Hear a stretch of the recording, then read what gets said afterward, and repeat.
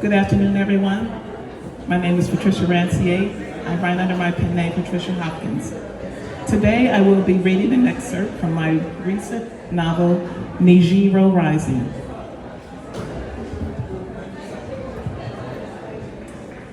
Chapter 1. I will never forget the day my life changed. It was Kenya's 16th birthday.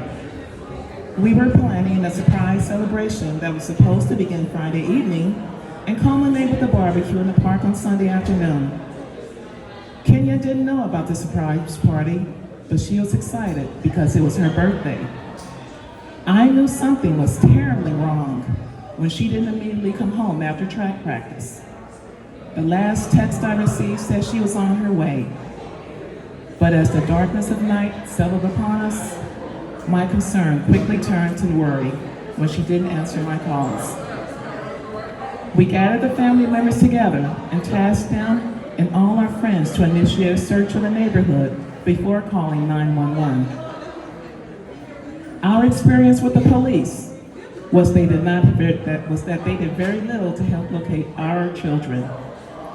Furthermore, everyone in the community understood that once you contacted the local authorities, it was just as good as giving up all hope. The following morning, with no updates from anyone saying they had found my child, I was a nervous wreck. With heavy hearts, we decided to report her missing. However, because of my daughter's age, the police said there was nothing they could do until 48 hours had passed. When we hadn't heard from Kenya on the second day, that is when I finally accepted the fact that she was gone. That is the moment my world came tumbling down. Kenya was missing without a trace, lost in the world. Not only to me, but to her father, her brothers, and to all those who loved her.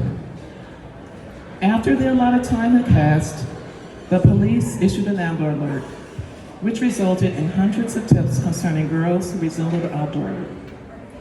Though none of the tips panned out, the sheer number of runaway teenage girls was absolutely shocking.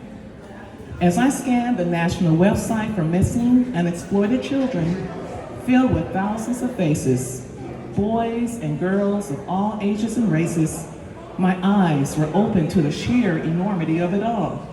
It broke my heart when I learned that the vast majority were never found. For months on end, my life, my family's lives became consumed with trying to find my baby. Ultimately, the police filed the missing person report, surmising that Kenya was probably just another runaway. However, no one who knew Kenya believed she would ever just up and leave. So, Gerald and I organized search parties. Her brothers assigned teams to hand out flyers to every house within a 5-mile radius. We tasked her friends to monitor her social media accounts to see if she posted anything. I took a leave of absence from work. I couldn't eat, I rarely slept. Gerald and I barely spoke to one another unless it had something to do with the search. Despite our efforts, they were all in vain. After a while, my boys pretended it didn't bother them as much, but I knew better, we all did. And then one day, I simply decided to stop looking. Now I remember why. I was sitting in the kitchen having a cup of coffee, planning yet another search party. The air surrounding me became very warm, and I thought I was having another hot flash, so I put the coffee down.